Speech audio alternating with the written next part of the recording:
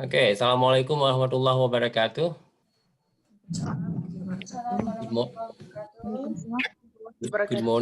Good morning, Bana Aceh, and we almost sore here. We almost evening here in Australia, so it's almost 2 for us here. So welcome, Dr. Suman. Welcome also Ibu Dewi.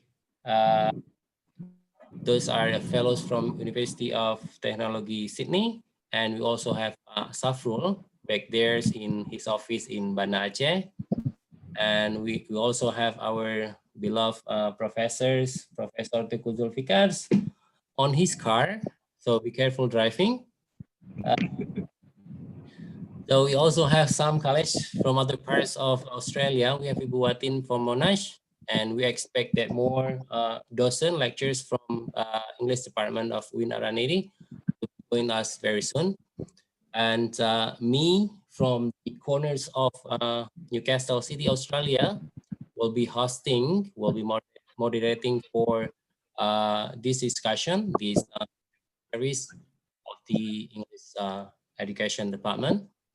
And we have 2 fellows from University of Technology Sydney. We have Dr. Suman Lowdery and Dr. Ibu Dewi Mustikasari, and then we have Pak Safrul. But there will be also another guest after Ibu Dewi.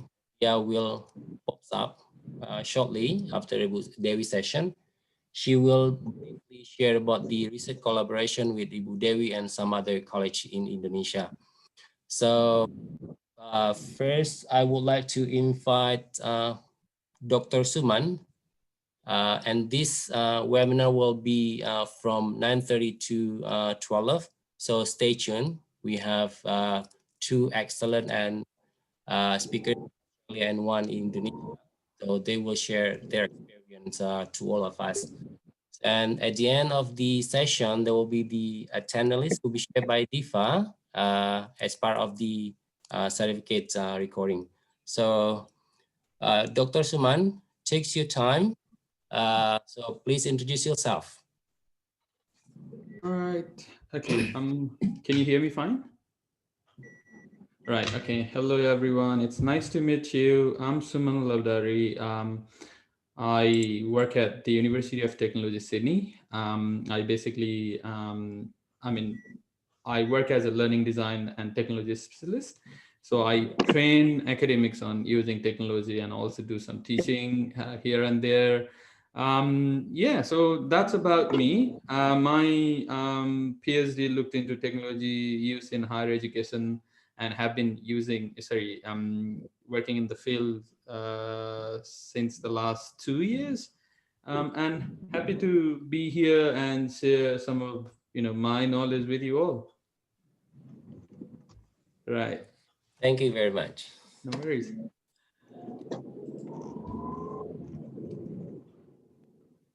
Sorry, do I begin my presentation? Yes, go ahead. Okay. Can I share my screen? Sure. Right. Okay. Okay. Can you see the screen? Great. Perfectly. Good. Cool. Thank you.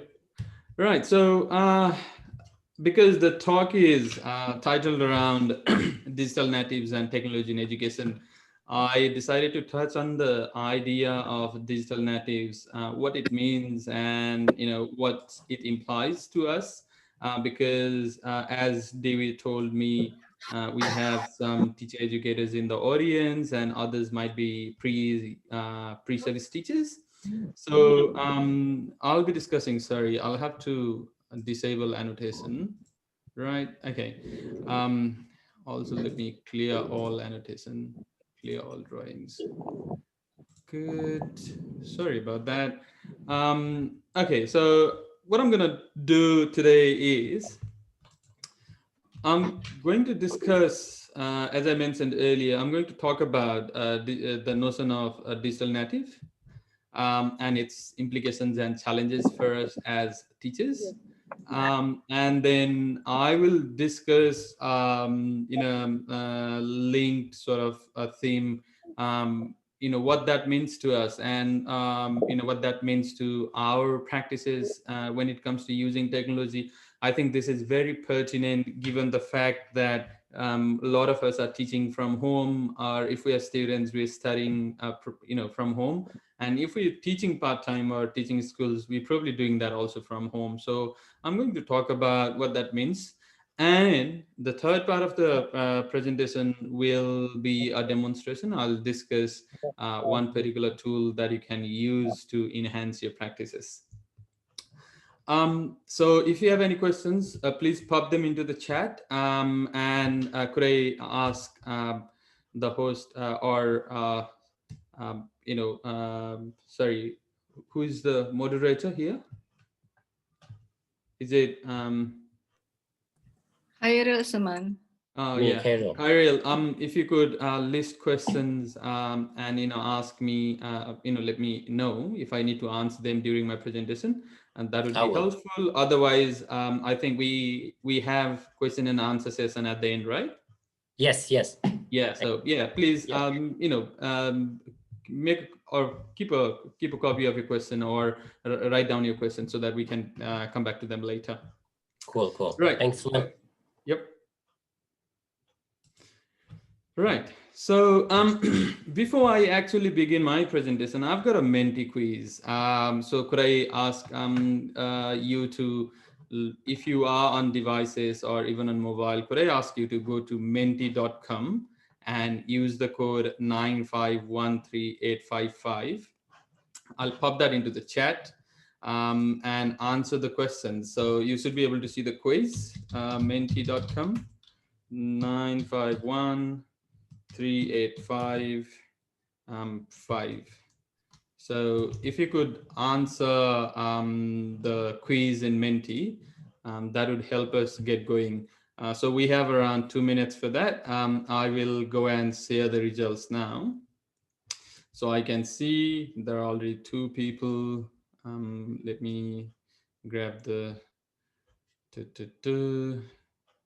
results. Oh, okay, so I see 3 people have already jumped. I'll probably stop sharing for a bit. I can see 4 people.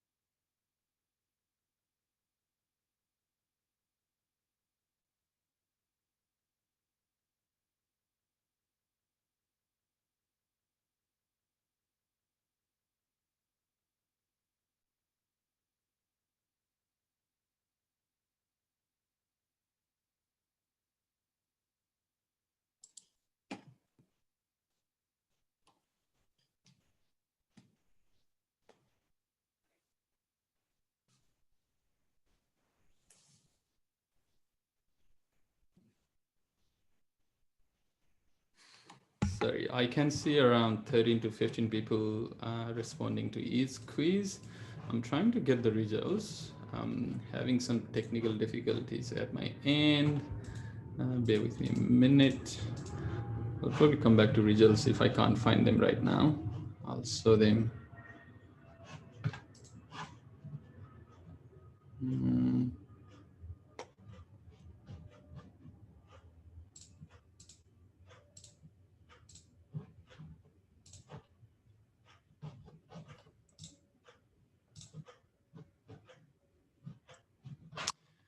Right. Okay. I'll get back to sharing the slides. For some reason, I can't see the results. I'll come back to the results in a bit. I'll see if I can find them, or I'll download results and I can see them here that way. Okay. Mm. Bear with me a minute. Sorry, having a bit of technical difficulties at my end.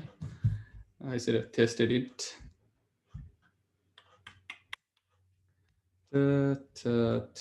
This is embarrassing.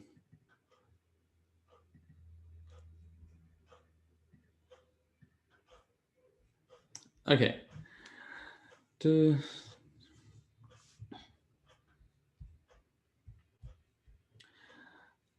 So I can see that many of you agreed to the first question, that our students already know how to use technology. Others, as for question number 2, many of you disagreed. Whereas when it comes to number 3, which is teachers are less skilled than students, they just sort of divided, responses. Number 4, teachers cannot learn to use. Many of you have disagreed, others have agreed. And the last one is students outsmart teachers in using technology. So the questions are designed in such a way that I wanted to have I wanted to have an understanding of your perception of digital natives. So, and the quiz sort of tells me that many of you, some of us in the audience, I wouldn't say all, but some of us in the audience probably believe that digital natives, our students are smart, they know how to use technology. So what we'll do is, in the next 3 slides, we'll look into that, and then we'll discuss a framework that can probably help us understand the notion of digital natives, and what we do with our students when it comes to using technology. So digital natives is a term that came into use around 2001 by Prensky, who argued that the kids that have grown up with new technology, born after 1984, they have a lot of technology around them. They already know how to use technology, and they speak a different language compared to their teachers. So that was sort of the idea behind digital natives. So he tried to, establish. I think his arguments try to, establish the fact that the kids today are surrounded by so much technology when they grow up. They do not necessarily need to understand, they do not necessarily need to be taught how to use technology. And he referred to these people as net generation or digital generation. And and he argues that his paper, if you go into his paper, he argues that as a result of this ubiquitous environment and the sheer volume of the interaction with technology, today's students think and process information fundamentally different from their predecessors. Um, Look, while I respect his arguments, based on my understanding of what digital natives is, my research and my work, and also a lot of research evidence, what they have suggested is that the idea of digital native lacks scientific evidence. So therefore the whole notion of digital native is a myth. It's just been hyped. If you read a paper, I think DV is very familiar with the work. Sue Bennett, who is sort of a leading personality in technology research. She's published a work, I think a paper in 2012, where she argues that digital native is more of a theoretical proposition than a reality. And people just, bought into the idea of digital native, and it got hyped. So the research studies have shown that there is no scientific difference, significant difference between millennials or this net generation or digital generation and older generation regarding the skills in using technology. You know, so young people's obviously they're exposed, and they're, you know, they probably have more experience and they feel comfortable in using technology such as texting, or could be, you know, social media. But when it comes to you know, we probably need to nuance the idea of the digital native a bit further, and we need to consider things such as socioeconomic status, educational status, you know, access to technology, and these things come into play and, you know, impact the skills. So if we tend to think that all our students already know technology, and, you know, as teacher we need to enhance our skills, no doubt to that, but if we think all our students know technology, then we probably missing out, and we probably, you know, excluding a big, marginalizing a big group of students. So we need to consider that fact. So let's look into, you know, let's try to demystify why we try, you know, why we need to consider different factors. So when it comes to digital native, we tend to believe that digital natives instinctively know how to use technology. I think not this is a myth, because not all children. Now, if I could ask you to reflect in your own classroom, you'll realize that some students are comfortable with technology, but others are not, and they might be skilled in using certain technology, but not others. For example, think about your experience of using Google Classroom. How many of your students, you know, knew Google Classroom and they could log in and access your resources or do the quizzes in Google Classroom? So I think that's what, or when it comes to, I think, Canvas. So how many of your students already knew Canvas? So if we buy into the idea that, you know, all kids or students instinctively know technology, then we are wrong, and, you know, probably you'll realize that your students, many of your students will have challenges when it comes to engaging in teaching and learning content. Obviously that they have knowledge of texting, maybe TikTok or social media or WeChat, sorry, not WeChat, but WhatsApp or Telegram. But that does not necessarily mean that they know other technology, so we need to consider that. um you know, it's also wrong to think, I mean, the survey said, you know, showed that many of you believe that your you know, students outsmart teachers. This is again a myth. Multiple studies have shown that even though, you know, younger generations are early adopters of technology, for example, think of TikTok. TikTok is hyped so much, and, you know, it's got millions of users because the younger generation were one of the early adopters of the tool. But, you know, that does not make them competent, or that does not make them you know, give them mastery over all kinds of technology, such as the ones that you use for teaching and learning. They may already know how to use WhatsApp, but when it comes to teaching, when it comes to doing group work, or when it comes to using Google Classroom, they don't necessarily have this skill. So studies have shown that they have serious gaps in knowledge of you know, educational and workplace technology.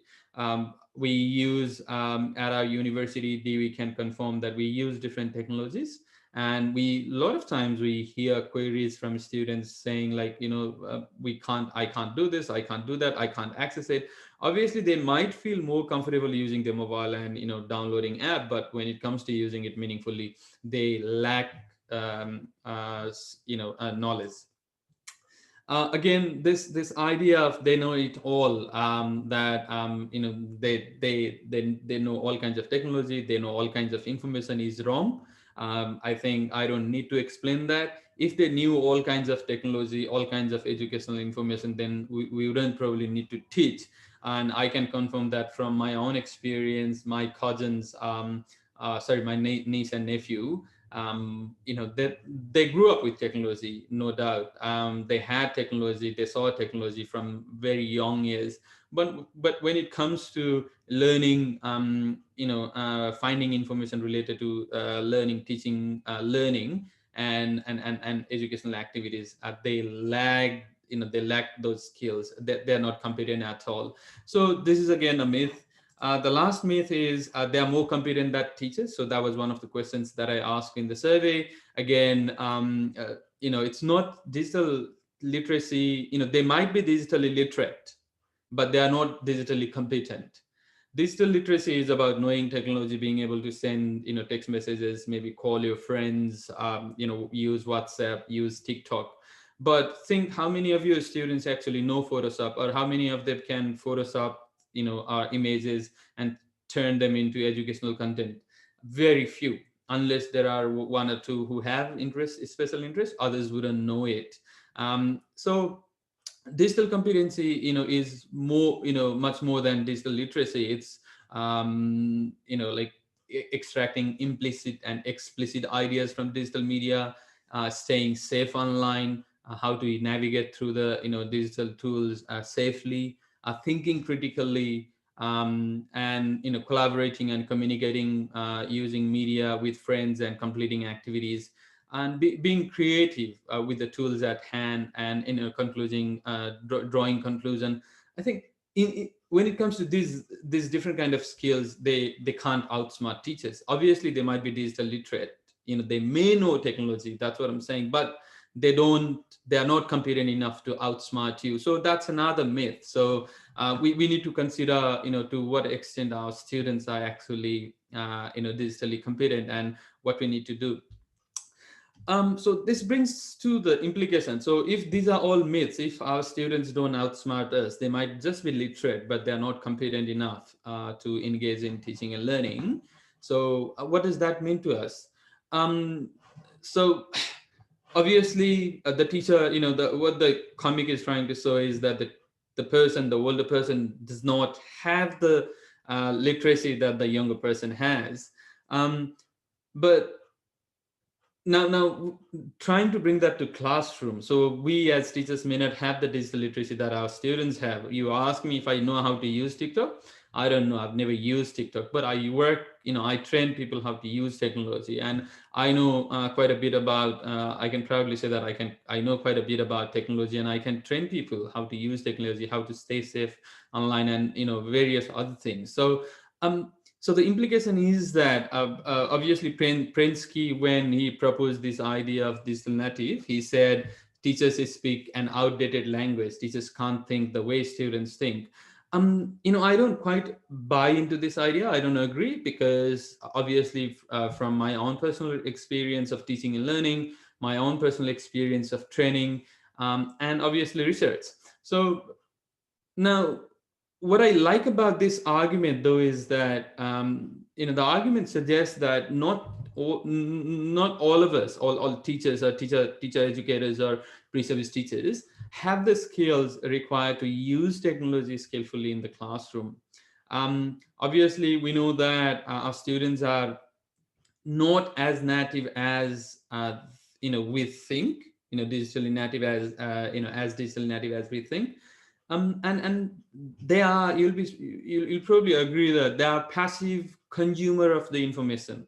They don't produce a lot of information other than maybe TikTok. They don't produce information. And when it comes to educational information, they don't produce any. So we need to, now we have a challenge to enhance our skills and leverage the technology, and also help our students learn in these difficult times. And maybe going forward, you'll be, a lot of you will be using technology to a greater extent. So, we need to enhance our own skills.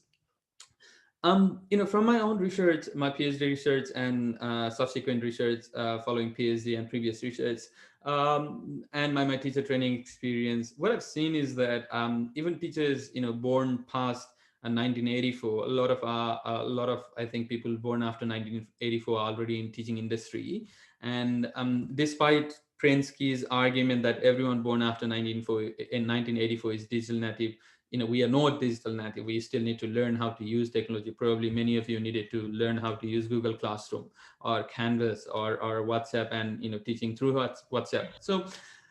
So this lack of skills, obviously we lack skills. We need to enhance our skills. This lack of skills can be attributed to different factors. For example, lack of professional development, lack of awareness, lack of training during teacher training about using technology.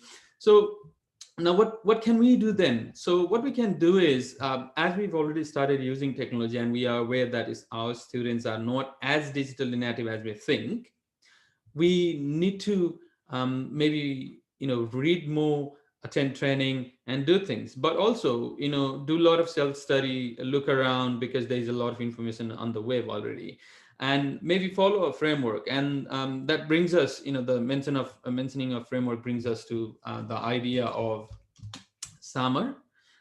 If you've never heard of it, SAMR refers to a framework which provides you points of reference to evaluate and your own educational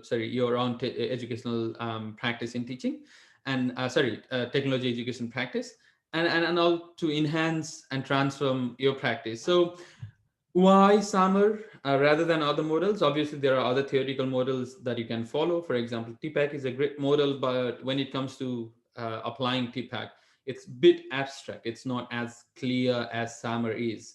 So to make technology use seamless, the focus has to be earn learning. I mean, look, um, regardless of whether you use technology or not, whether your students are digital native or not, the focus has to be on teaching and students learning goals and pedagogy. So technology is just the means. What we're doing now is we're teaching through technology.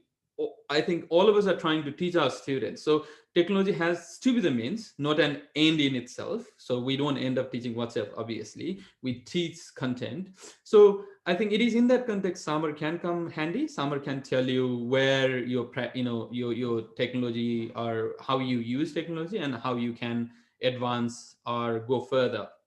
So SAMR is a more of a continuum rather than a step. So you can be just substituting, or you can be redefining your entire teaching process with technology. So an awareness of the framework as such, and some effort on your part to reflect and enhance practice can take technology use and teaching to a next level. Now, what I'll do is, in the next around 8 minutes that we have, I'm going to quickly demonstrate how you can move from substitution to augmentation. Look, I'm not going to discuss SAMR in detail. There's a lot of literature already online, so I would rather want you to go and read that, because I want to use the next 7-8 minutes giving a quick demonstration of something that can come handy to move your technology practice from substitution to augmentation. So I'll give you a quick demo. So how you can move up from substitution to augmentation. And you can also, if you read around modification and redefinition, you'll know how that can be done. And I'm happy to answer these questions offline afterwards during the panel, during the discussion later. So what I'll now do is I'll end my presentation here and then go to another website called, TeacherMade. And I'll give you a quick demo, because this is very useful website and you'll probably find it useful rather than the talk. So TeacherMade is a website of it.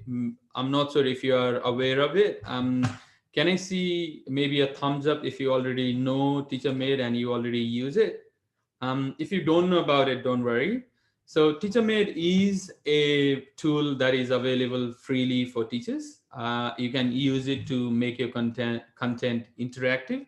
So what you do is you go into TeacherMade, and if you've never logged in, sign up. Because I've already signed up, I'm gonna log in. So I'll log in here. So once I sign up, it takes me into this particular space. Very easy, not a lot of things. So you can create folders, create worksheet, or create folder. So I created a folder and named it Indonesia for this training. And I was trying something the other day, so I called it Indonesia demonstration. So what I'll do is I'll delete this. So by clicking on these three dots, so I'll delete this. but I'm going to create a new worksheet here, and I'll give you a quick demo. So what I'll do is I'll create worksheet. So only 3 space here. So I'll call it Indonesia demo, and it's going to sit in my Indonesia folder, which was earlier, which you saw in the earlier interface. So I'll give some description here. So demo 101. Now, how you make your content interactive is in the background. So see in the background section here, when you click here, it opens up a pop-up window, and you can actually drag a file. So it's always good to drag a PDF file because PDF limits ability to interact. So I'm going to drag Indonesia demo, open. And so what it's going to do is it's going to create worksheet. So see here, so I've got a page here, and I'm going to use that to create my worksheet. So what I'll do is I'll create worksheet, and it takes me to a new window here. Now this is very simple. There are only 5 sort of tab options here, including help. Help has all the answers and tutorials here, and you can see your file. So what you do is this is an exercise. It comes from a book, so I extracted a page from a book just to give it a real life sort of touch. So it says write negative sentences with have. Some are present and others are past, and there are examples, and there are text here. So say if you wanted to create this, make this an interactive activity, and this was auto sort of marked, and students would get score as soon as they completed the exercise. This is this teacher made comes very handy. So what we need students to do here is write a text answer. So I can't get onto the roof.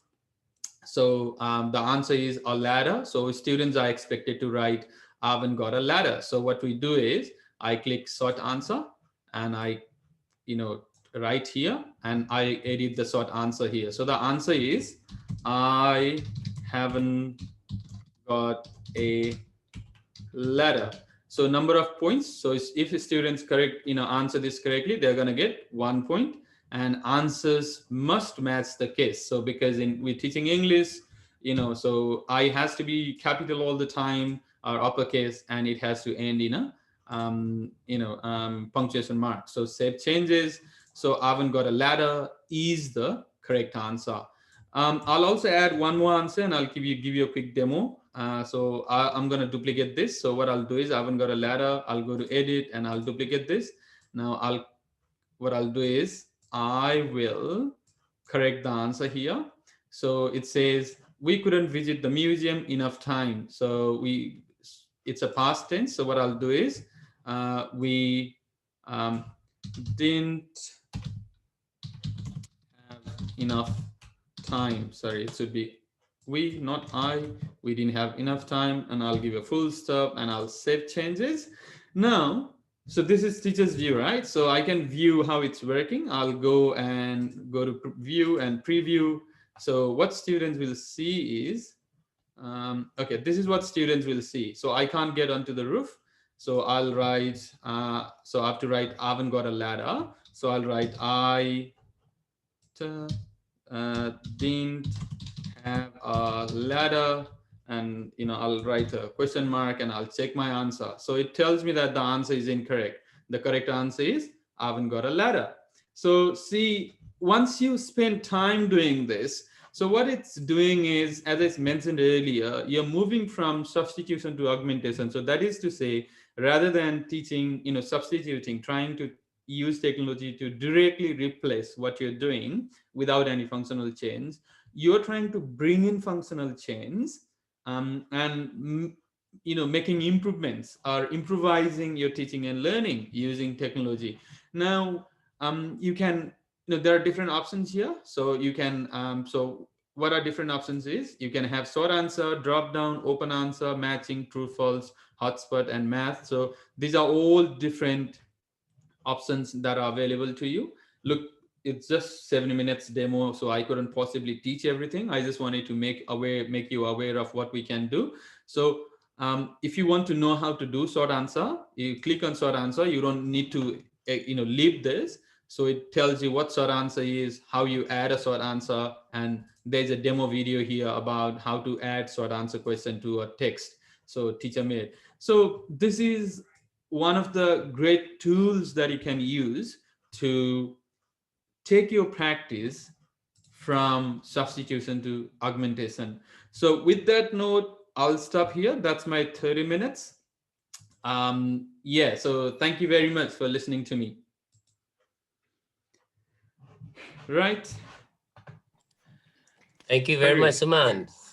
It's a very interesting discussion. Thank you. I think, I myself, I never know about teachersmed.com before. So it's like another excellent resource for us and also for fellow teachers in back home in Banda Aceh. Yeah, so just one, I think, little comment is that this is freely available. So there are other tools, similar tools which need to be, which need to be purchased. This one's, All right. this one's made freely available, and this is going to be freely available from my knowledge of, learning from community. TeacherMate has a big community. So this is going to be available freely post COVID. So you can make great, and sorry, the other thing is, because many of you use Google Classroom, this can be shared directly into the Google Classroom. Okay. Right. All right. Thank you. So for a while, so now we would like to welcome Ibu Dewi. So Ibu Dewi, Yes. please take your time. How long it will be? 10 minutes, 15, 20? 25 probably. Let's see how it goes. Okay, go ahead. So I have a picture that I like to show you. Am I loud enough, my voice? Yeah, you're loud enough. Your screen is not shared, Devi. Okay, wait. Yeah.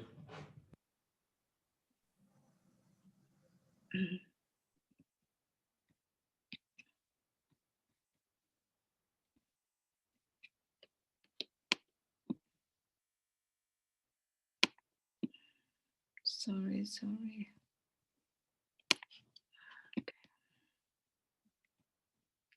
Okay, so I have a picture here.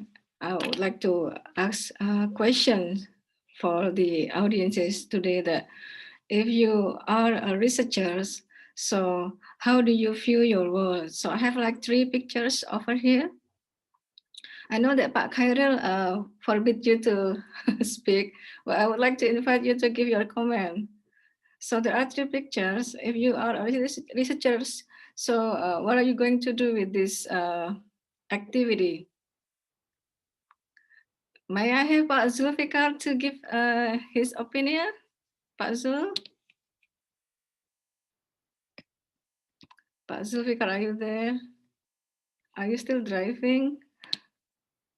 Okay, perhaps Bu Kutwatin. Bu Kutwatin, would you like to give your opinion on it?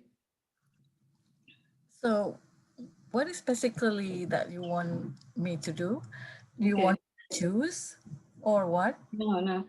It's a free opinion. So there are 3 pictures. You can choose whatever the picture that you want it, and then just describe. If you are a researcher, what are you going to do with this how to say activity?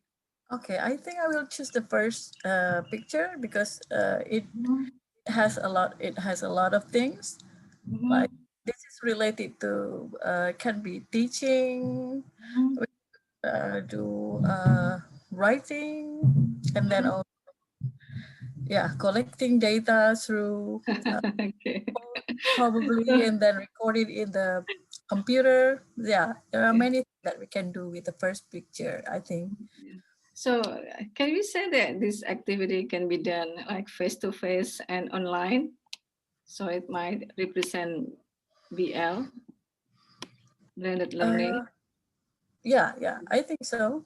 Okay, and nowadays, like everything shifted from BL to online. So this is the idea, like the teachers like teaching inside the laptop. So this one is online learning, of course. And obviously, teacher only have two hands, but the idea of this picture, teachers have six hands, represents that teachers having lots of work to provide online learning, whether it is going to be blended learning or online mode. They have lots of things to be done to provide an effective online learning. What I can inform you that research have revealed that there are some strengths and weaknesses of BL and online learning, but I'm not going to go that deep to discuss what are the, how to say, the strengths and weaknesses. What I would like you to recognize that we the problem is that we don't know how the teacher going to design an effective BL or online learning. So this is the idea of how I view my world. I would like to see how the teacher design their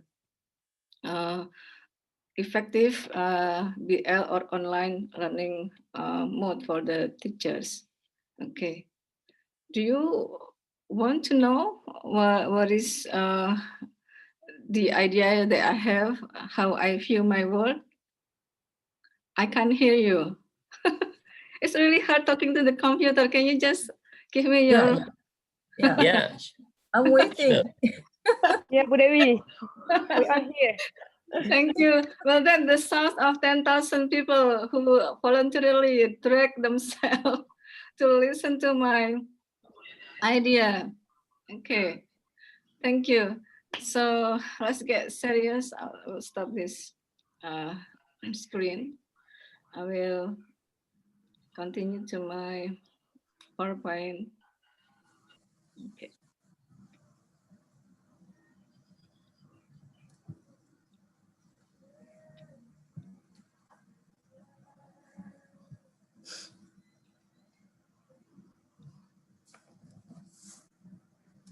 Oh, sorry.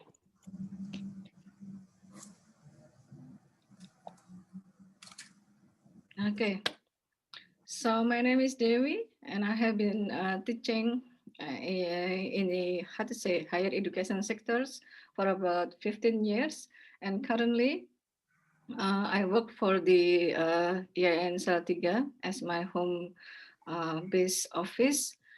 And how to say, so at the moment, I got the chance to pursue my PhD degree here in University of Technology Sydney, and I got the scholarship from the customized scheme program from 5.000 dokter from the Ministry of Religious Affairs. It is called Etienne Mora Scholarship Scheme. Etienne is stand for the Australian Technology Network University. So there are 5 universities that have in collaboration with Mora. Just for an information for you, that the 5 universities are UTS, MIT, UniSA, KUT. The other one is, I forgot about that. I will pick up to the last one when I remember about that. Okay. The MIFT. Pardon? Misa? UNSA, yeah. Okay. Okay. So how do I feel my world? I would like to introduce you to the new field of study that I learned during my PhD year. So today I would like to discuss about an introduction to learning design research. And what is learning design? Sorry. Is it learning design different from instructional design? And how is learning design different from instructional design?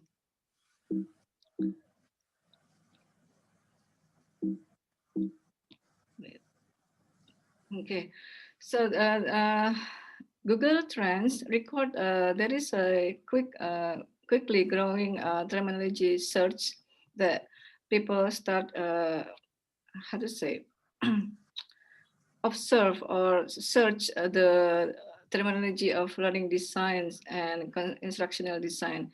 And then people are having more interest to search the keyword learning design like for the past 10 years. And if you can see the value of 100 is the peak of the popularity terms, and value of 15 means that the term is half as popular. So this is like what we can find in Google Trends.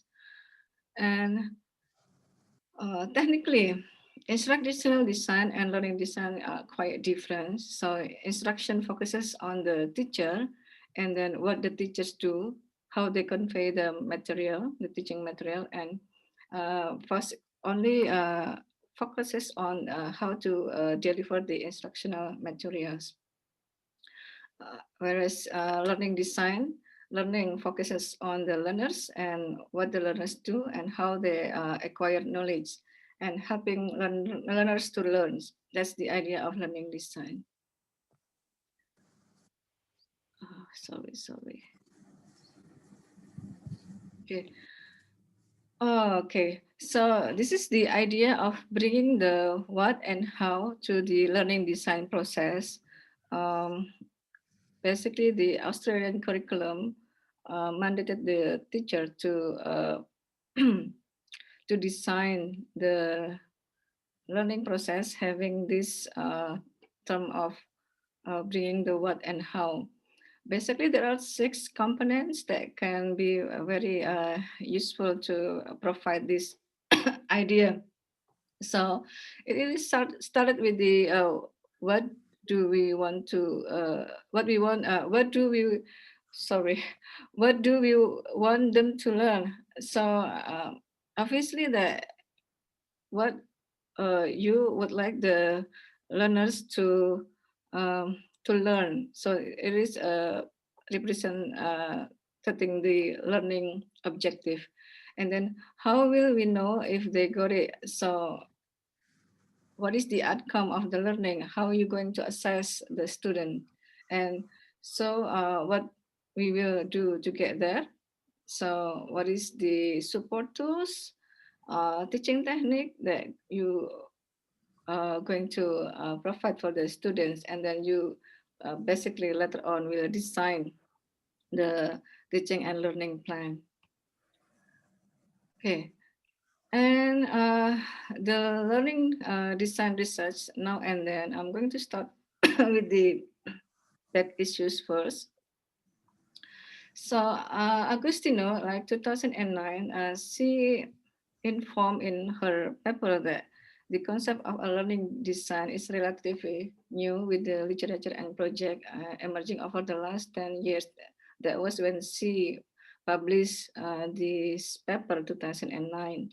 And then she suggested that a community of researchers is how to say the beginning to develop but but the field is still at the point of discussion with little research to support the optimism that it can indeed be effective.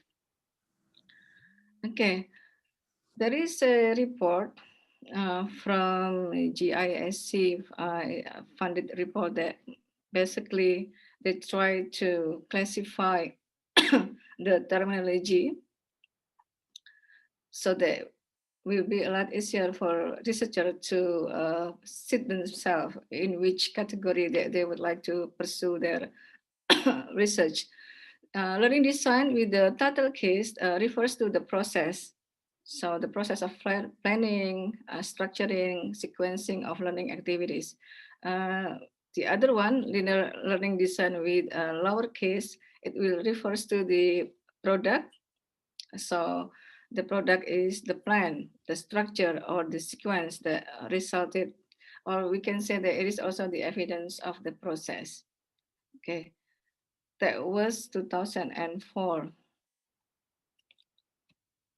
And learning design research was being widely introduced back then 2016. There is an international conference having the special interest group they invited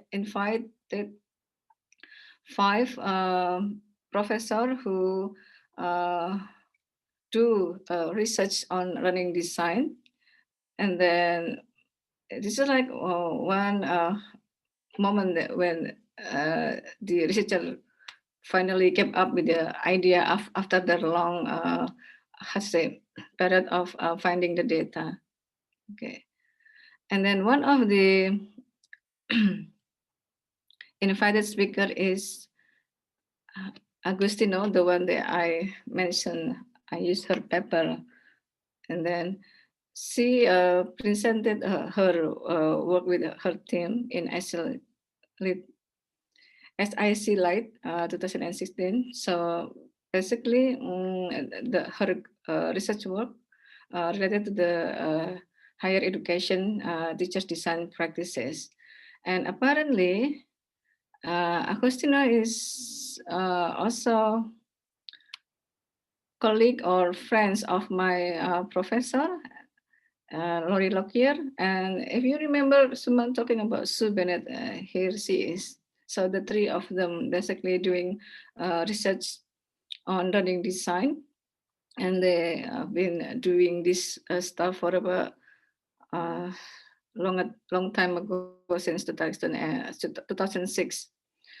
And you can have more information on what they are doing with this research area to this website. So I'm going to go to the next slide. So this is also one of the project that they have done. So this is the tools that are the product of the learning design. They mention it as the learning design tools. So basically the tools are offer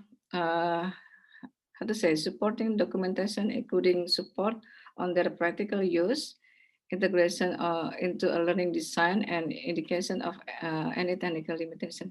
I hope this is a slide that for you to come back to check what is the tools that they are already investigated and then published. And this is another recognition of how learning design research being finally settled down, inspiring the others researchers. My professor, Lori, she was presented this paper in an international conference hosted by the Australian Technology Network Indonesia team. So she was explaining the finding of the study within her group, her teams. Okay, so she would like to explain about the how to design effective online learning experiences for university and school age learners. And then the research about how teachers design online or technology integrated learning for their students. There are some data collections being used related to the design interview, design tasks, and then design artifacts. And then Lauren and I are PhD students that following their idea to get a better understanding how these teachers are trying to design their work. And basically they kind of having the participating teachers from the university teachers across Australia, and then primary school teachers in New South Wales.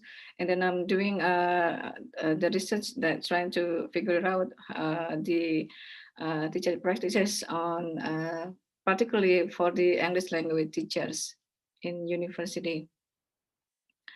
And then we found that there is a deep knowledge of their students as a key design knowledge, because the teachers trying to fit what is the technology that's suitable for the teachers. And then it influenced how they design.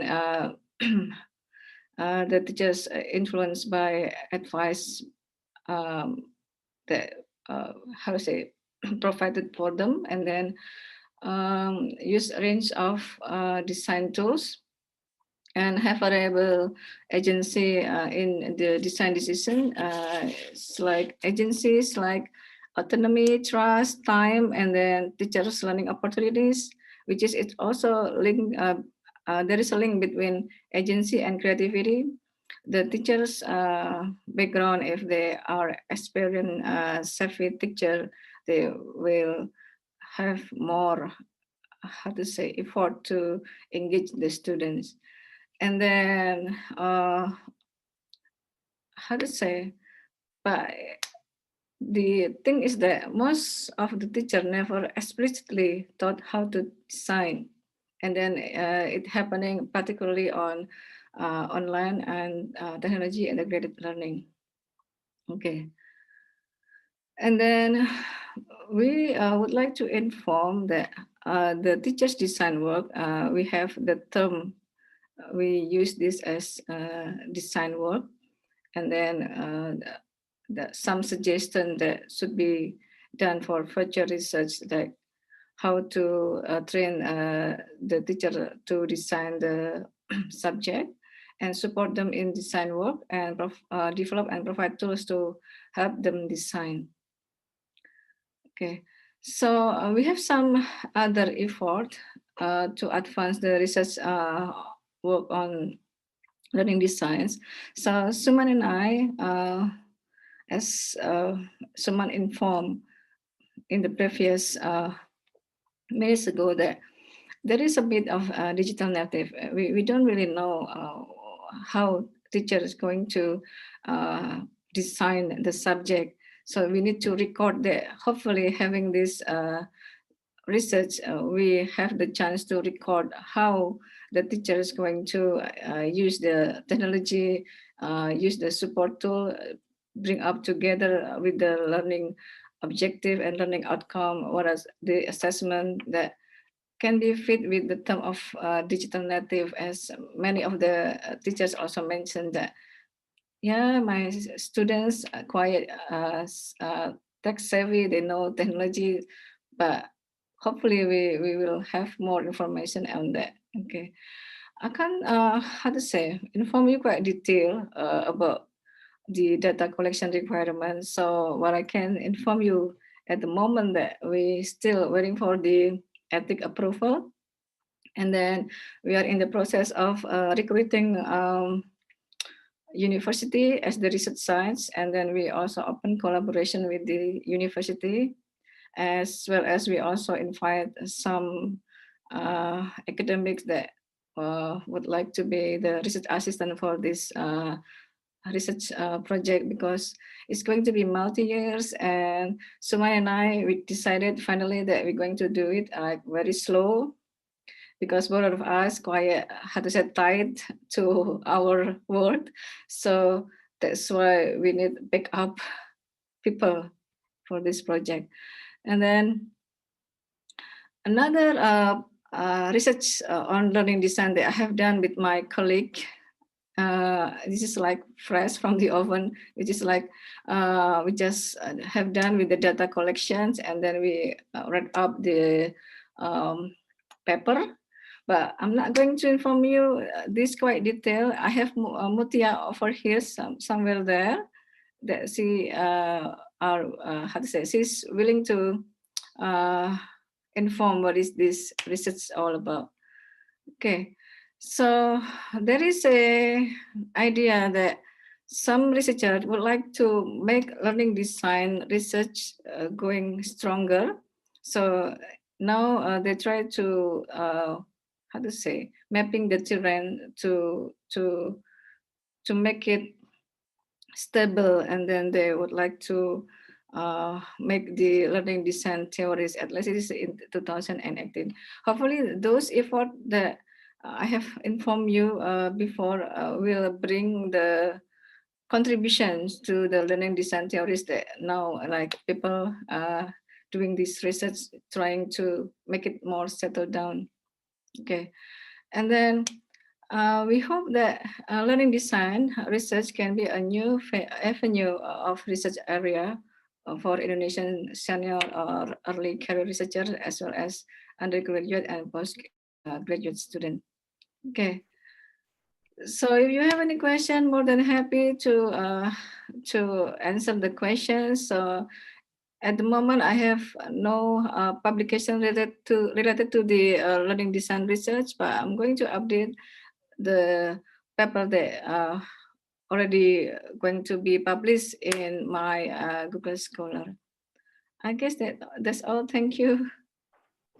And as I mentioned to you before that I have how to say, Mutia over here.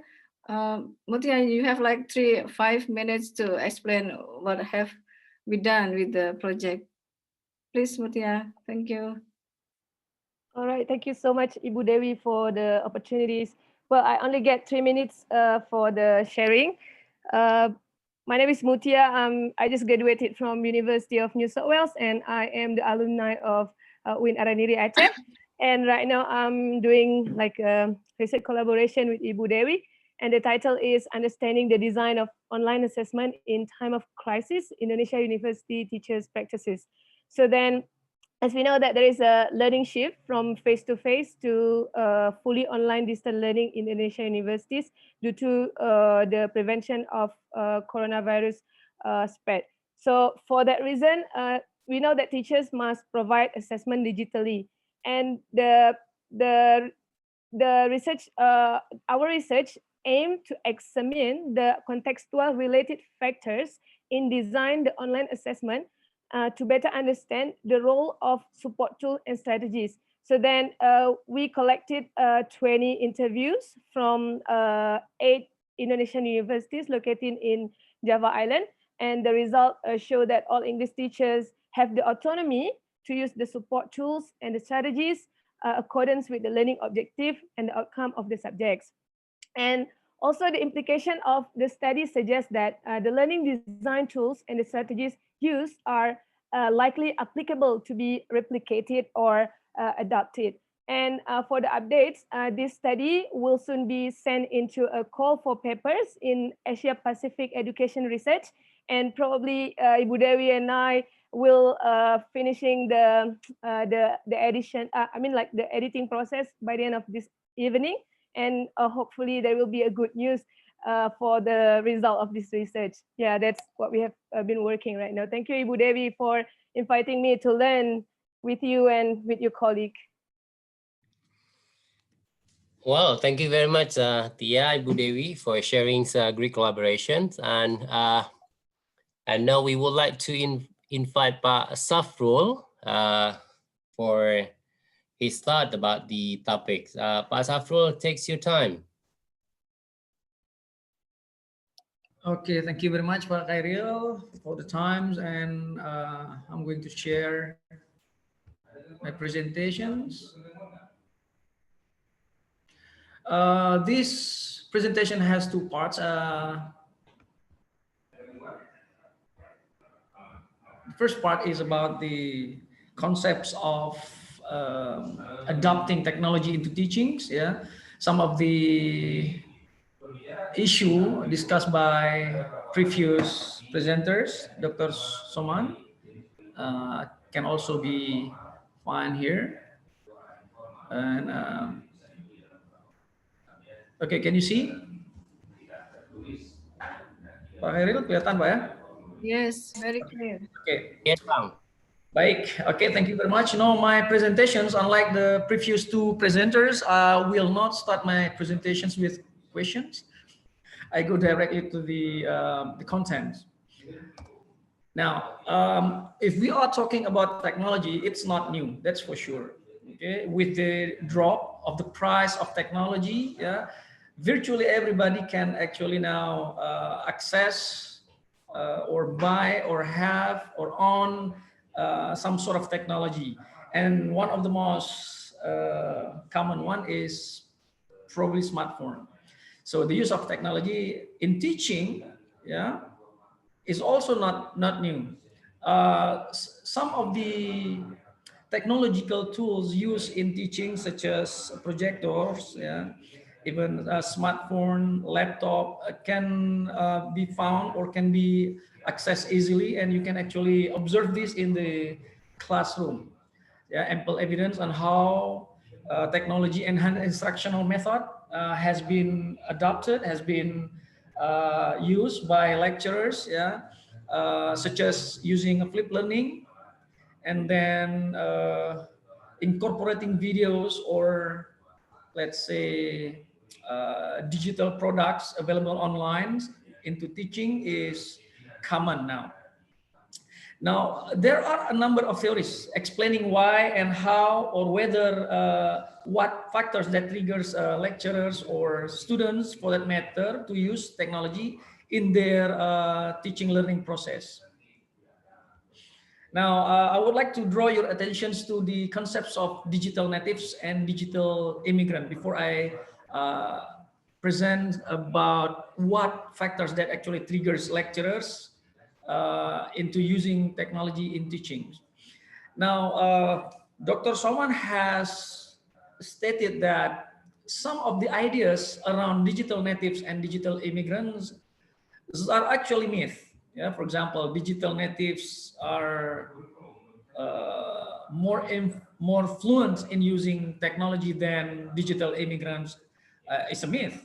Okay, and then digital immigrants are less capable in using certain technological tools or applications in their teachings are also myth. That's what the previous presentations put forth by Dr. Somans. Now, this might be true, but in some cases, in these presentations, I also mentioned later on the initial projects that I actually conducted earlier this semester when we started this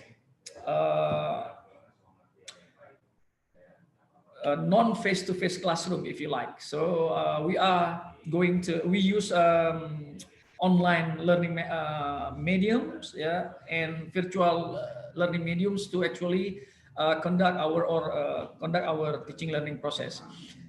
So digital natives, who are they? As mentioned before, there are the generations, yeah, younger generation, digital generations, who are born and brought up surrounded by digital technology. They were probably assisted when they were born by technology. Can be virtual technology using robots or online consultations. Yeah. So basically, they are well rehearsed, yeah, and surrounded by technology. It's not new to them. It's their second nature. While digital immigrants, yeah, is also referred to people who were not born into digital world, but at some point of their lives becomes acquainted, become fascinated, yeah, with technology, and some forced to adopt and to use technology because of the situation. So this is digital immigrants.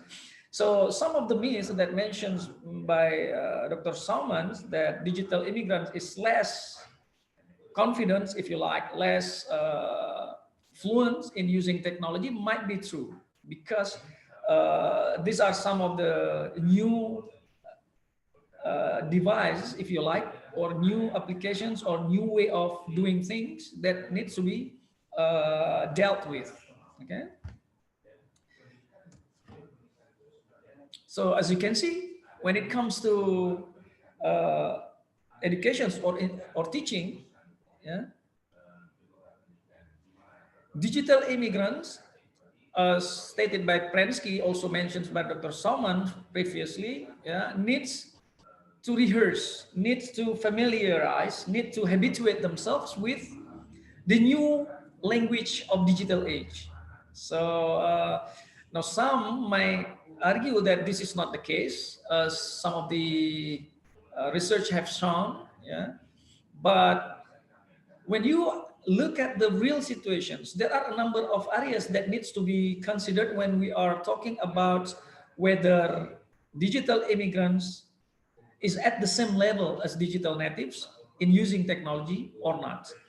And these factors or some of these areas are explained by a number of theories. Some theories, for example, TAM theory, technology adaptations, apa namanya, and using apa namanya, using the use of unified theory of acceptance and use of technology, ya.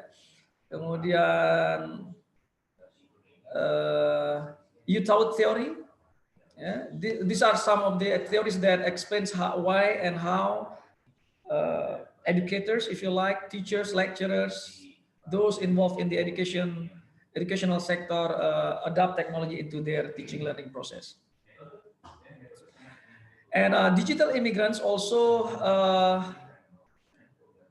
have to deal with the technological, pedagogical aspects of teaching. So it's not just a matter of delivering the materials, but how to design. Yeah, like Ibu Wahyu tadi, yeah, learning designs is also an important element. Yeah, within this new, if you like, this new way of delivering materials, okay, to the students. Right, so now we go on to the Utah theory. Yeah, this theory, this frameworks, yeah, like I mentioned before, identifies at least four areas as the contributing factors to the adoptions, integrations of technology into teachings. One is performance expectancy, effort expectancy, social influence, and facilitating conditions. Now, this theory is the one of the most extensively used theory in educational sector because of its ability to project a greater, it has greater projecting capability to examine users' technology acceptance. And then this can be seen in the works of Ali, Bilgehan, and Ozduk 2019. So what is meant by performance expectancy? It has a lot to do with the confidence, yeah, of the users in the benefits, in the advantage of the technology towards their performance. So whether it gives competitive advantage, additional benefits, or in their performance, yeah, that affects whether users adopt or integrate technology into their teaching. And then effort expectancy. This relates to the ease of technology use.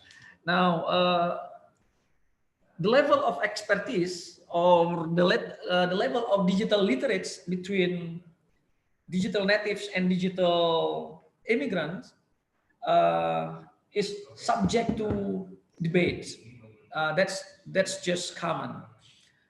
However, with the advance of technology, some of the applications, some of the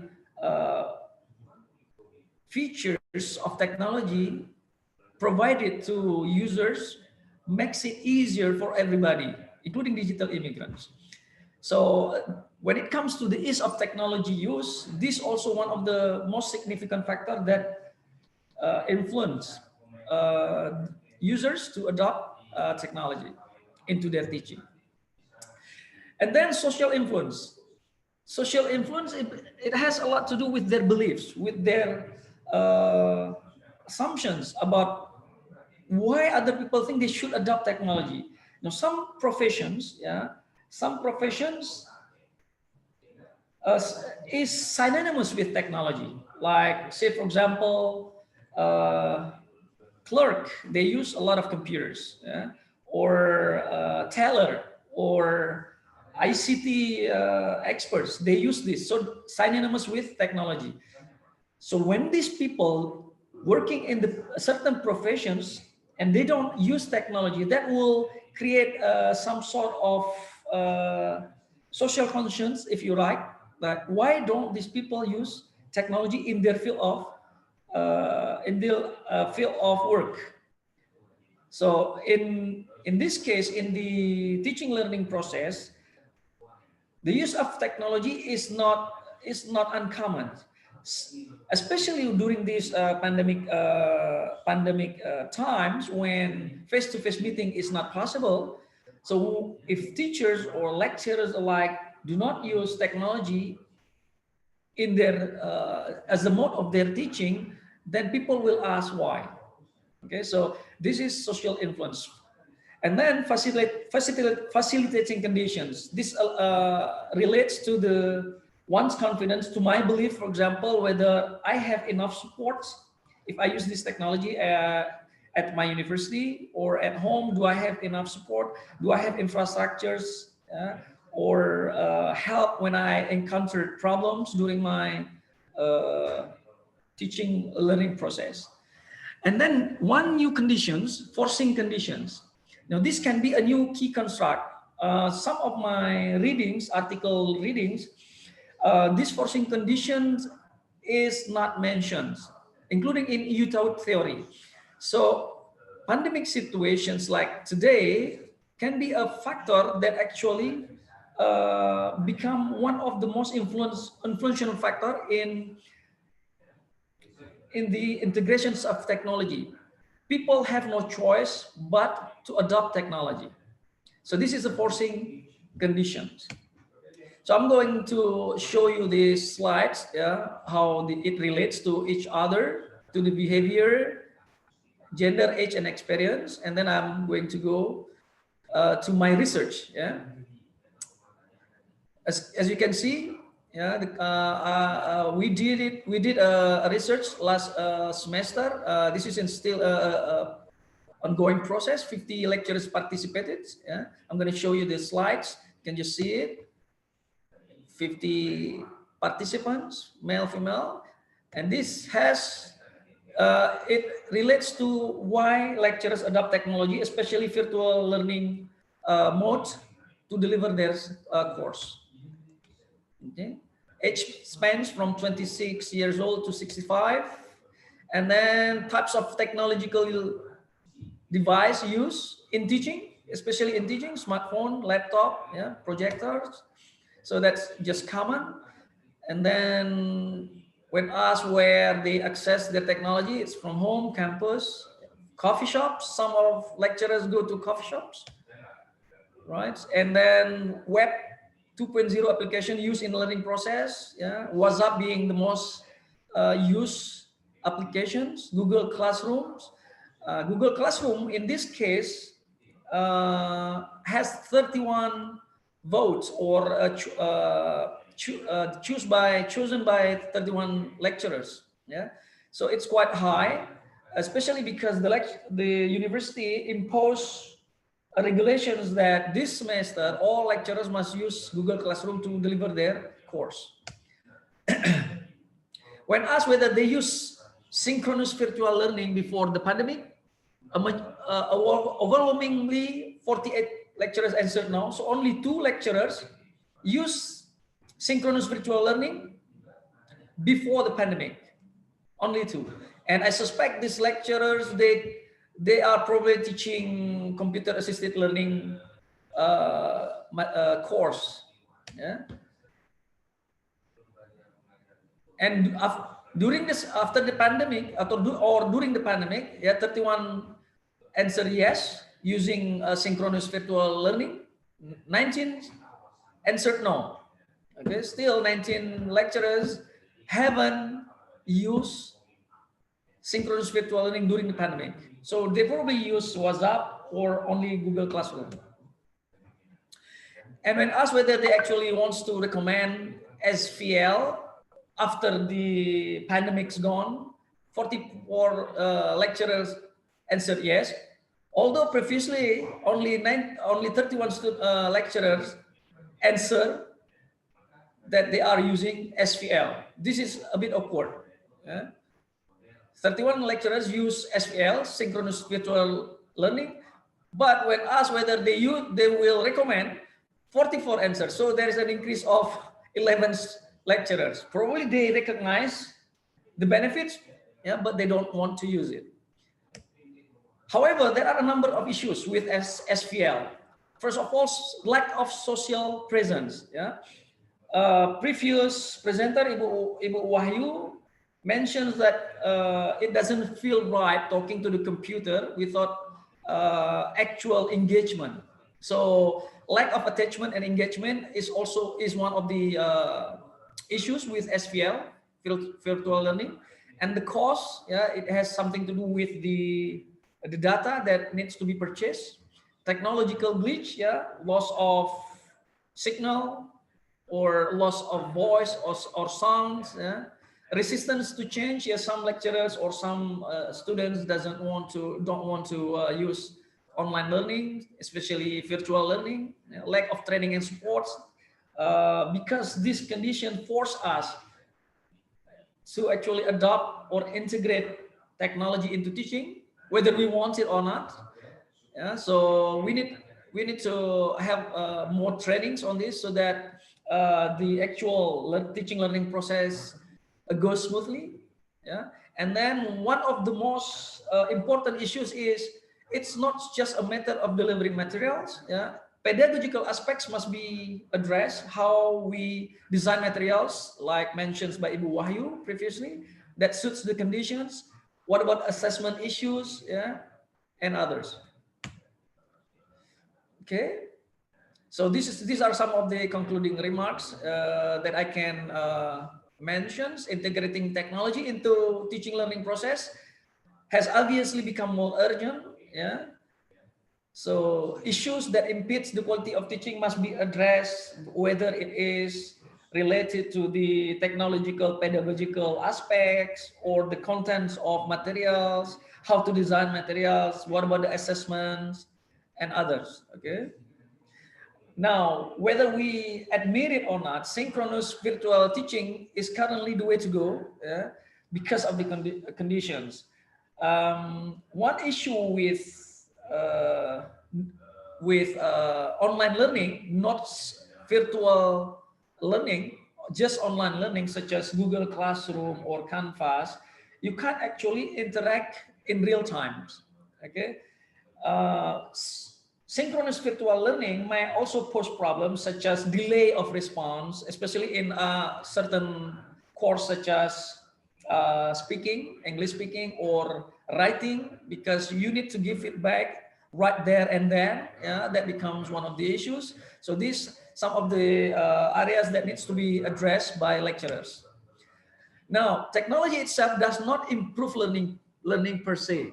Yeah, it will not make any difference only by using it. So we need to incorporate some of the issues mentioned previously. Okay, and then the technological pedagogical competence, in order to find some ways of integrating ICT and refined teaching methods must be addressed, must be discussed, if you like. Okay, I think that would conclude my presentation. Thank you very much for the time. I welcome questions and suggestions. Thank you very much, Pak Professor T. Zulfikar. Thank you, Pak Dr. Safrul, for very in-depth and detailed presentations on the use of technology in language teachings. Sorry for the audience, I take over Pak Khairil because Pak Khairil have to leave around 2:30 Australian time and 10:30 Indonesian times. So in 1 hour, or more or less 1 hour or so, I would like to welcome all the students or the participants to raise questions if you have any questions.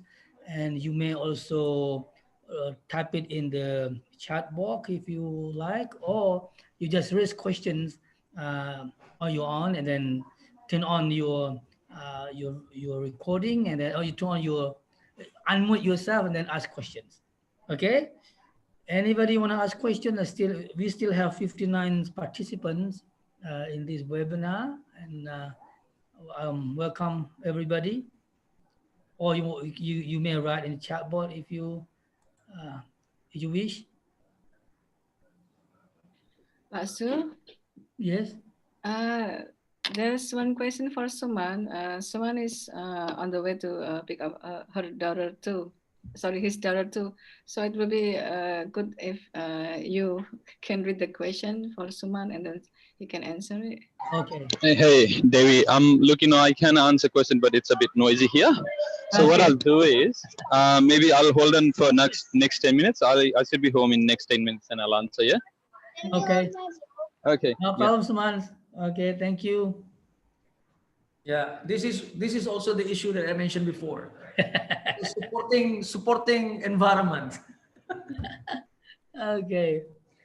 And to all attendees, please and participants, please fill in your attendance list, especially for my students taking this course, the teaching methodology subject. Please make sure you fill in your attendance list because that will affect your midterm score, right? Questions?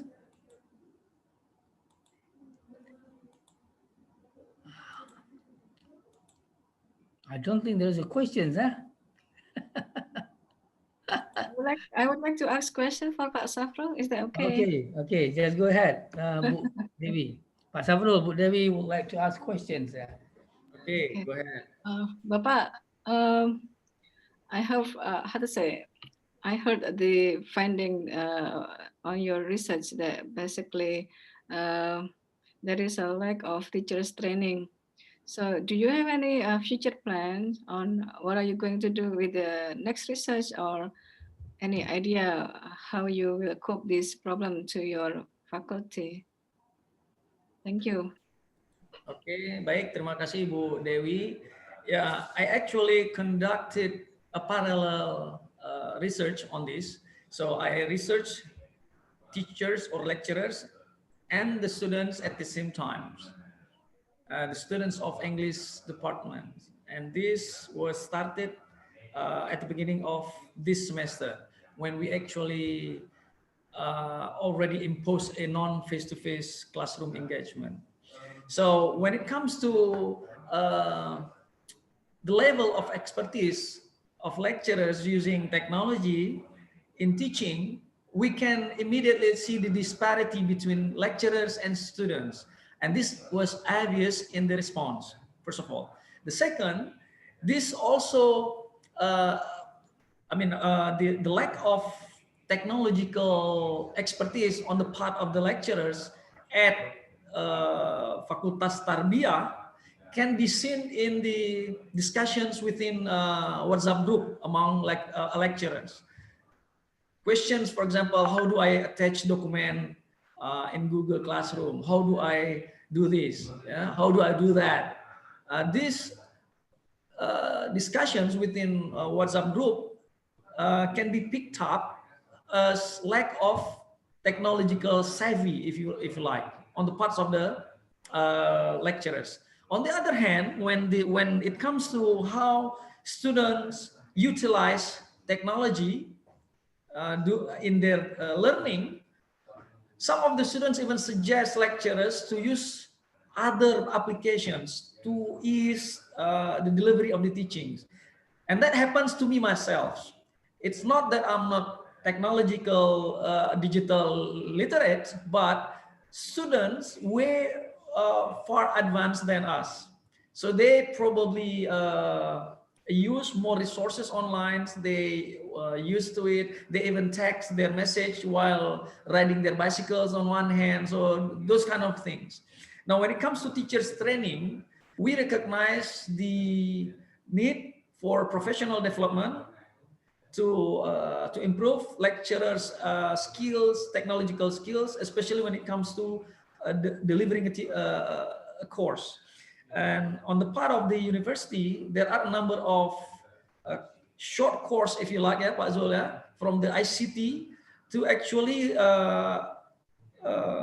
teach or habituate lecturers on certain features of certain applications, such as Google Classroom, Canvas, and others.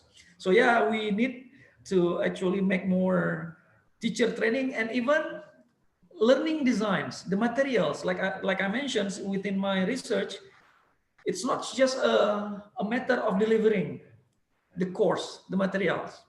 How you deliver it is also one of another important points, because it's not the same. The social presence between lecturers and students is basically none.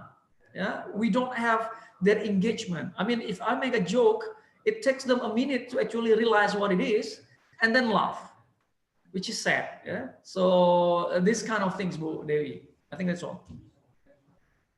Okay, thank you, Pak Safrul. Any other questions from students or other participants? Just to add to, I'm working, so sorry about the background noise. Just to add to what Safrul just commented about lack of teacher training, I think that's a very consistent finding, internationally. So a research that I carried out, in my PhD, and also post PhD, consistently showed that teachers lacked, training in using technology. And look, it's not just a matter of developing countries like Indonesia, or where my research was based, Nepal, but also in Australia.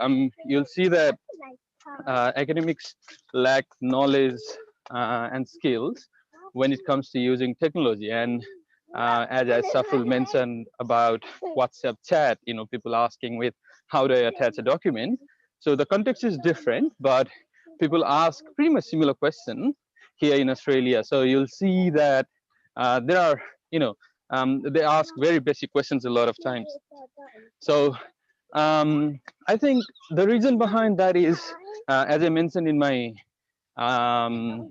presentation, it's primarily because, a lot of times it's because obviously academics are time poor.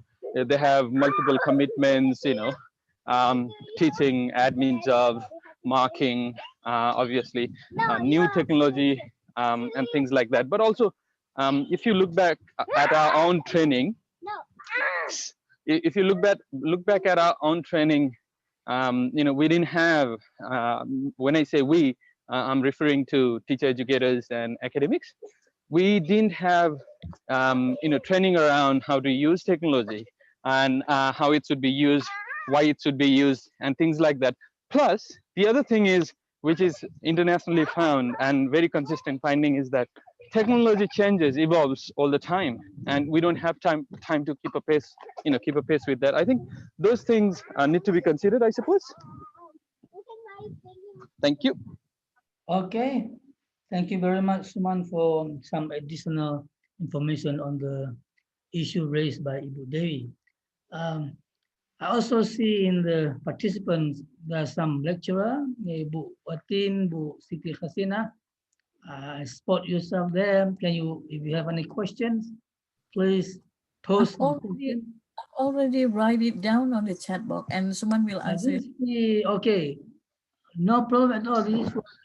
Sorry, the question about if there is no background noise, the question about how we prepare, I think there are two questions, one by Mutia and the other by, sorry, I forgot the name. The other question about how do you prepare pre-service teachers to teach with technology. I suppose, look, I may not be giving a comprehensive answer, but my PhD supervisor taught digital technology in education, and he taught B.Ed courses. So we've had very lengthy conversations about how he uses technology. So so what I'll do is I'll draw on a couple of things. One, based on one from my experience of communicating with my supervisor, the other one from my research and my work as a work at the university. So my supervisor, what he does was, so at one particular time, he brought a robot into the classroom, and he taught his students how to code. So these students are all pre-service teachers. So he taught them coding, and they coded language to control robot.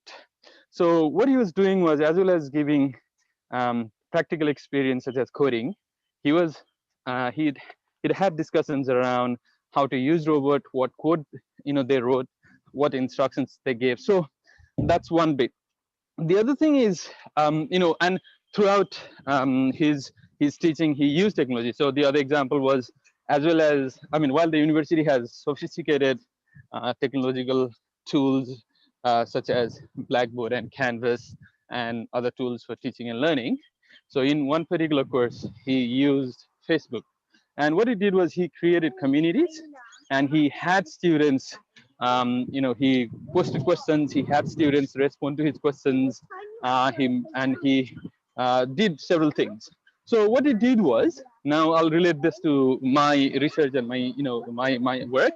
So what he did was he tried to make technology use a seamless experience. It was not an end. Technology, I think I made that comment earlier in my presentation. Technology was not an end, but a means. And a means where the focus was not on technology other than the robot class, where he was talking about the digital education future. So technology was a means, pedagogy was a focus. So what research tells is when it comes to preparing pre-service teachers, that's where my PhD is located. You have to make technology a seamless experience. So students experience technology, and you have to go a step further. So the step further, how you go a step further is you discuss with your students why you use the technology in a certain way. So the didactic or the pedagogical reasoning behind using technology. So if I use Mentimeter, so in my earlier survey, what I did was I used a Mentimeter, and why I did that was to create a bit of engagement from the audience. So what you do is you discuss with your students. You tell them, okay, I use Mentimeter to create engagement now, and then you discuss the reasoning behind why engagement is required and what can be done when it comes to interaction or engagement in a technology-based classroom. So I think that's the way to go. That being said, my research also showed that, for example, a couple of research, one research that was centered in Nepal, the other research we're working here in Australia, in UTS. Not a lot of times people do that. You take it for granted that students already know it. So that's why I try to demystify the term that the students know it all. They don't know it. You have to discuss when it comes to using technology. The pedagogical reasoning, which Safrul also mentioned. How to use technology in classroom. You've got to discuss with the students. So students know it, and for you to discuss with students, I think that connects with Safrul's comment about lack of training, and I also made an observation. So what you do is you tell, you have to have training. You as an academic also need to be trained on how to use technology so that you can go and discuss with your students. So I think I'll stop there. Any further questions, comment, observation? Thank you very much for your answer. Okay. Any other questions? I can't see the question in the chat box if they don't write it for everybody. Sorry. Yeah. Yeah, sorry. Can I continue? I think Mutia's got a question about Samar. I posted a link about how Samar could help us enhance our practice. I think, look, all Samar is just a framework. It's just a theoretical proposition, and people have sort of followed it, and people believe that it's a good framework. So Samar provides a framework. It in itself does not enhance teaching and learning. I think that's essential to understand. But what it does is it does provide you ideas with, okay, what can be done, how you can move from substitution to enhancement, or substitution to modification, or redesigning. So that's one observation, and Mutia is right to observe that summary is often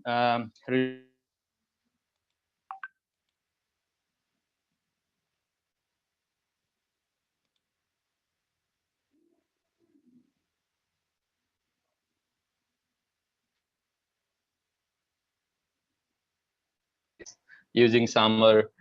If you go into modification or redesigning, technology becomes a seamless means. You don't actually realize that you can't actually do those activities without technology, but you don't realize that technology is the part of teaching and learning. It just becomes an invisible aspect. You just, yeah, I mean, it just becomes invisible, and you don't actually worry about technology. It's not an end, it becomes a means.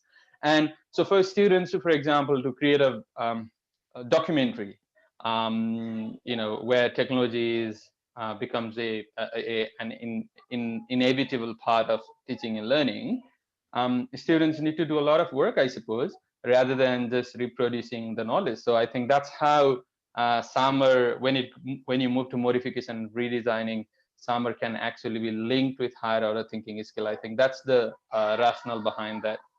Yep, I'll stop there now. Thank you. I've been speaking quite long. It is okay, Shuman. If you have some other issues, just bring in. Any questions, others? Or maybe Pak Safrul, you want to ask questions to Ibu Dewi or Pak Suman or vice versa? Yeah, well, I think I would be very glad if Ibu Dewi Wahyu allows me to join one of her research, because it's very interesting, especially on learning designs. Okay, maybe I can chip in any way. Yeah, let me know, give me a buzz, so how we can make these international cooperations between Win Araneri and UTS. Yeah, Pak Jul? Yes, I think that will be very great. Yeah. Also with Dr. Yeah, Safrul and Zulfikar, because you guys are interested, and I think Safrul has done some previous work around it. As Devi mentioned, as well as, look, while we initiated it, we looking for international collaborator. So we're happy to have you in the team. So we'll be discussing what we're planning to do is, as Devi mentioned, we'll be doing some learning design workshops. So post, after the workshops, I think we'll be starting then collecting data and maybe synthesizing the data that we collect and start writing. So we'd be happy to have you, people like you in team, so Devi can discuss that, discuss about it, because Devi is more knowledgeable about the local context and how things go. So Dr. Shuman, so we can really have three party collaborators, Win Araniri, EIN Salatiga, and also UTS. So this will be very great. Yeah, but Devi, you maybe need to give some detail of the planning later on. Just share with us if you really want to include us with the teams. Yeah. Yeah, sure, Baba. I will provide more informations how this research is going to be proceed. More than happy to have both of you, of course. It's like I've been trying to get Pak Sulfikar attention to come on, just do research with me, and then finally say yes, which is good. Okay. So what I'll do, I will, at the moment I'm working on my project. It's still an ongoing process. What I'll do, I will send the earlier draft, version, initial versions to Ibu Dewi and Dr. Suman, if you like, and see how this research can be improved and advice, suggestions on how it can be even a better research. Yeah, thank you very much. Yes, Bapak. Please send us. You can send the paper, anything to my email. Okay. Okay. Okay, Bu Dewi, appreciate it. Thanks. All right. I want one of my students to ask questions. Aga, Chika, anybody? Mutia, also my former student. Agus, anybody? I give you a plus score later on if you ask questions. Come on.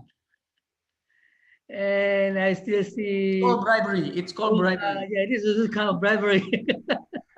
Zulfikar, that's not right. That's right. Okay, sorry for that, Dr. Lodari.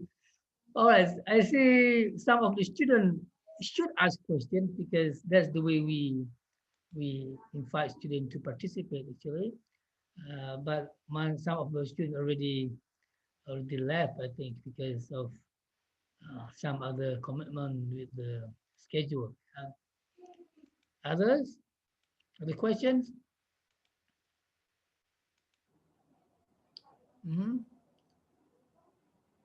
No. So, Bu Devi, how is the survey? You said the survey you want to disseminate the survey. Do you... Yeah.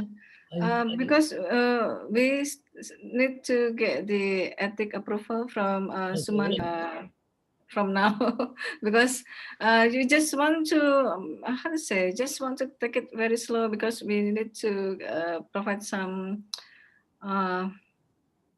evidence for the ethic committee that who are the university would like to support us as the research sites and some other paperwork. So we just hold it for a while, things like that. Okay, Dr. Lottery, sorry, I heard that you got an accident. I got the news from Devi. Oh yeah. I'm okay. Thank you for the concern. I've recovered. I think very well. Otherwise, I wouldn't be doing this presentation. So last 2 weeks I was in pretty terrible condition. But yeah, we were just worried a couple of days ago, because Devi said she was worried if you cannot do any presentation because of your conditions. But thank you for joining us. And I think we can also make this webinar as the joint, or we call joint seminar between our campus and also University of Technology Sydney. And also I think during the pandemic, where the online courses, the online seminar is very popular, we can do some other activities in collaboration later on, as Safrul and Devi mentioned early on.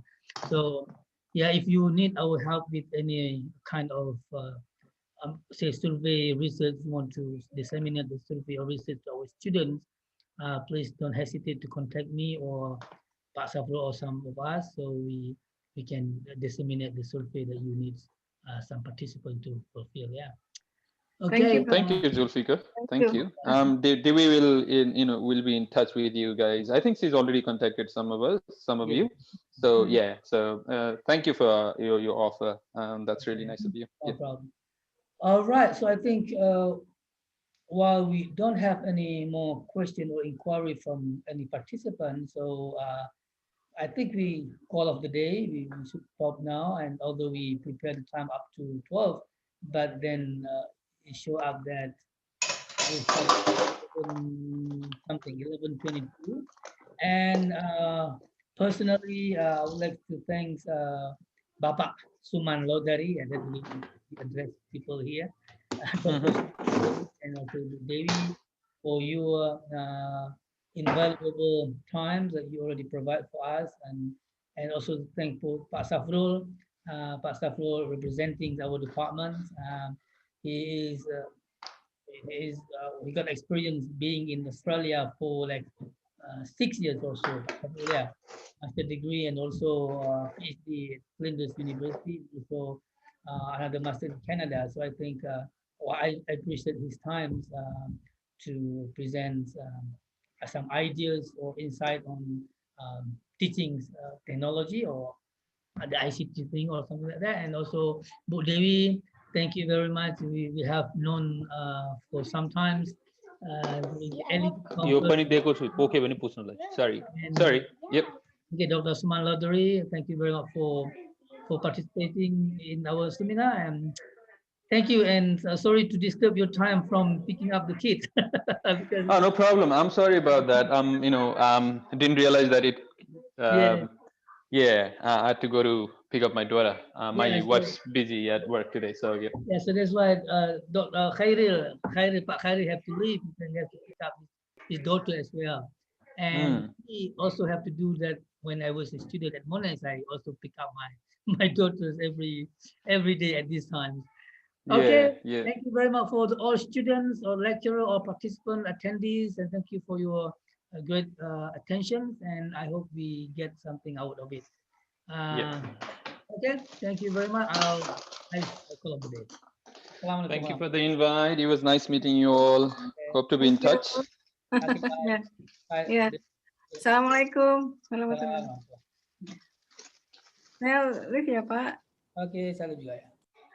Makasih Pak Safrul.